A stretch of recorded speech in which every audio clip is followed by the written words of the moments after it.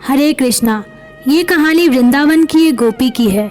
जब कृष्ण छोटे थे तो वे सभी गोपियों के घर माखन चुराने जाया करते थे, जिस कारण एक गोपी ने योजना बनाई। उसने अपने घर के दरवाजे पर केले व आम के पत्ते टांग दिए। जब कृष्ण आए तो उसने कहा कि आज हमारे घर पर एक पूजा है, तो तुम अभी हमें परेशान मत करो।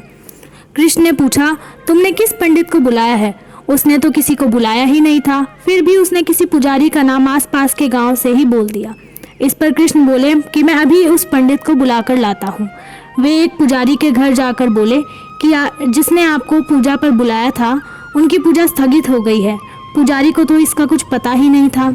जब कृष्ण उस गोपी के पास पहुँचे तो उन्होंने कहा कि पुजारी व्यस्त है, उन्होंने मुझे ही सारी पूजा करने के लिए कहा है, तुम कुछ समय में तैयार हो जाओ। तब तक कृष्ण ने अपने 2000 मित्रों को बुला लिया।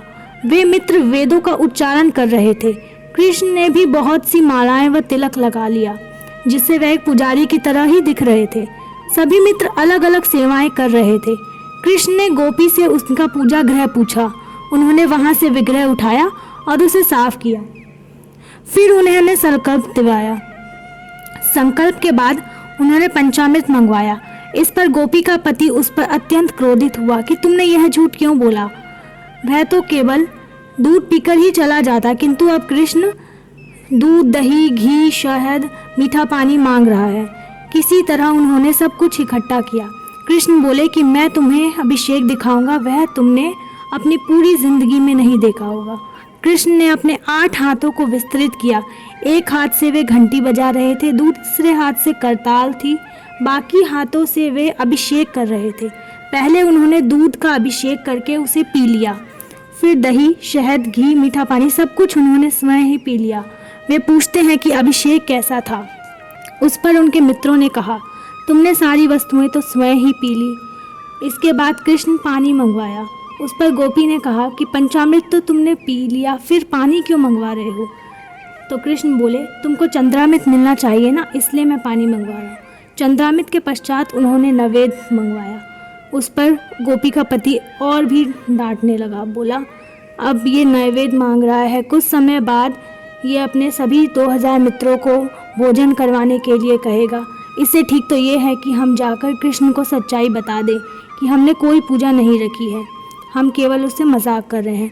उन्होंने कृष्ण को ये सब बताया और उनसे क्षमा याचना की, किंतु कृष्ण बोले कि अरे अब तुम पूजा समाप्त होने वाली है और तुम अभी स्थगित करने को कह रहे हो।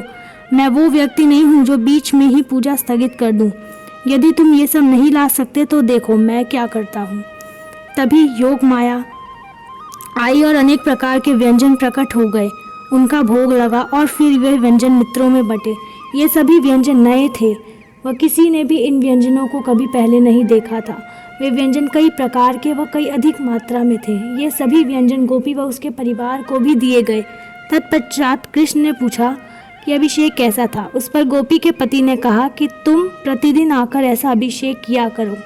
कृष्ण अपनी क्रियाओं, अपने रूप व अपने व्यवहार से सभी को आकर्षित कर लेते हैं, जिस कारण हमेशा कृष्ण का स्मरण करना चाहिए व हरे कृष्णा महामंत्र का जप करना चाहिए, क्योंकि शास्त्रों में भी कहा गया है कि हरि नाम हरि नाम हरि नाम एव केवलम कलो नास्यतेव नास्यतेव नास्यतेव गतिर अन्यथा।